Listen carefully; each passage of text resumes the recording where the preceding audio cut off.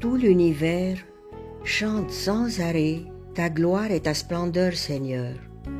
Par le soleil, les sommets des montagnes, la beauté des lacs, le parfum des fleurs. Par le murmure du vent dans les arbres et le gazouillement des oiseaux. Par nos cœurs qui de jour et de nuit n'arrêtent pas de battre au rythme d'une louange incessante qui monte vers toi, sans même que nous en soyons conscients. Jusqu'à chacune de nos respirations, Seigneur, qui te célèbre aussi, sans bruit. Nos mots, nos silences, nos mains jointes, tout en nous est fait pour te louer. Sans toi, le sentiment de vide et de solitude fait si mal.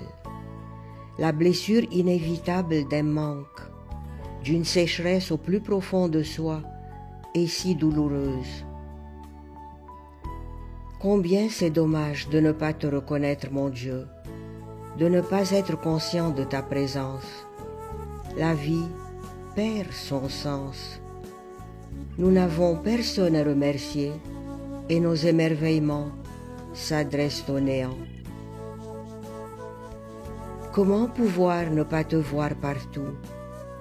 Comment l'idée peut-elle effleurer nos esprits de douter de toi, de ton existence? Demandons à notre cœur si cela est possible. Lui, il sait. En contemplant ce monde à la fois si mystérieux et si fascinant, comment peut-on croire que tu n'en es pas l'auteur, qu'il se soit fait tout seul, qu'il ait surgi du néant, que ce ne sont pas tes mains puissantes qui le portent? Prenons une horloge, regardons avec quelle minutie elle est faite. Comment il faut que chacune de ses parties soit posée à sa juste place, en relation avec les autres. Est-ce qu'elle aurait jamais pu fonctionner sans les mains habiles d'un horloger? Rendons grâce à notre merveilleux horloger. Il faut si peu à notre cœur pour le reconnaître, pour croire en lui. Il est si éclatant de lumière. Contemplons le jour et la nuit qui se suivent tour à tour. Tout comme l'horloge, tout ce qui est précis dans son déroulement implique forcément une main, une volonté qui les crée. Pensons aux saisons qui se succèdent et se renouvellent, toujours les mêmes. Pensons à tous les autres prodiges qui se déroulent dans l'univers, dans un ordre parfait.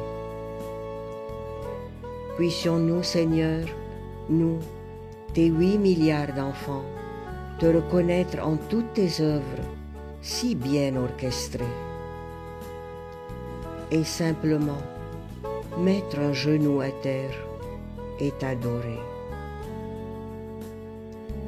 Merci d'avoir tant de maisons où tu nous attends, quelle que soit leur diversité. Comment on les appelle? Dans chacune d'elles, tes bras sont grands ouverts. Dans chacune d'elles, tu es là pour nous accueillir, nous entourer de ton amour. Tu es là pour nous parler, nous écouter et nous éclairer. Et quand on a mal, nous consoler. Tu es tellement bon, mon Dieu, ton cœur est si grand. Chacun y trouve sa place. Quelle grâce de sentir que nous ne sommes pas seuls dans un monde parfois si sombre, parfois si effrayant, et malgré sa beauté, un monde toujours si changeant. Quel réconfort de savoir que lorsque nous sommes en danger, en pleine tempête, il nous suffit de t'appeler avec foi et confiance. Tu interviens alors et nous donnes ta paix. Tu es notre rocher. l'unique qui peut nous sauver quand personne d'autre ne peut le faire, le seul qui tient toujours ses promesses et reste à jamais fidèle à son alliance, à son amour, le seul qui cherche toujours notre vrai bonheur. Pour te révéler à nous sans réserve, nous donner un avant-goût du ciel, nous dévoiler tes doux secrets. Tu n'as pas attendu qu'on aille à ta recherche. Tu es venu toi-même jusqu'à nous. Tu n'as pas attendu qu'on devienne parfait. Tu es venu nous purifier, laver nos souillures. Mais nous avons pris un arbre que tu nous avais offert, qui était un cadeau de toi. Nous l'avons dépouillé de sa beauté, nous l'avons taillé en 2 barres, et nous en avons fait une croix pour t'y attacher. Et toi, dans ton amour divin, tu t'es laissé faire, silencieusement, amoureusement, tu t'es offert.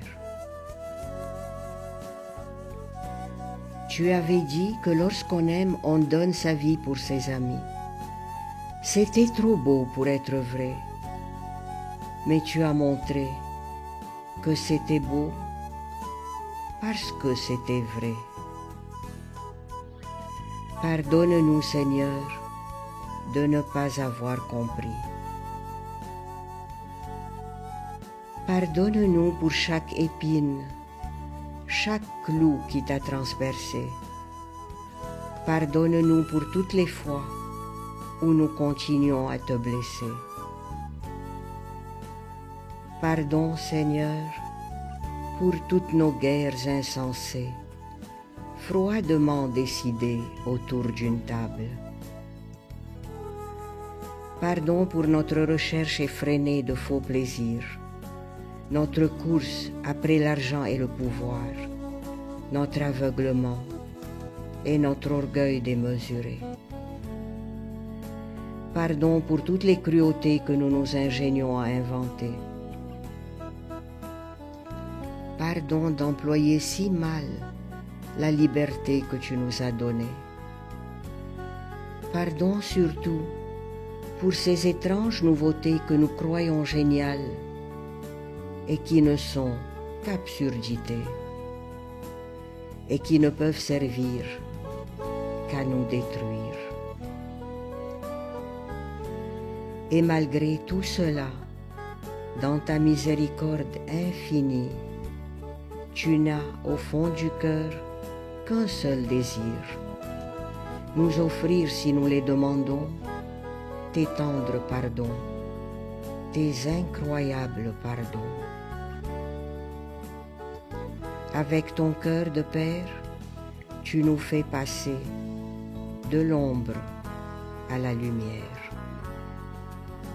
Si ton cœur te condamne, je suis plus grand que ton cœur.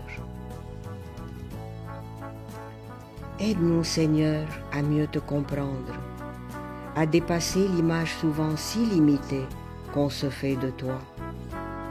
Aide-nous à découvrir ton vrai visage et ton amour bouleversant, pour qu'on ne puisse jamais, jamais plus te peiner. Combien nous en rêvons. Ô toi, qui pour nous as donné ta vie, tu vois nos désirs immenses. Prends pitié de notre pauvreté, notre fragilité. Oublie nos offenses. Et même quand on ne le mérite pas, bon Jésus, garde-nous tout près de toi. Ne cesse pas de nous appeler, quel que soit notre âge, notre indignité, t'es tout petit. Oui, malgré tout, toi qui es si doux, si miséricordieux, ne cesse pas de nous appeler toujours tes bien-aimés.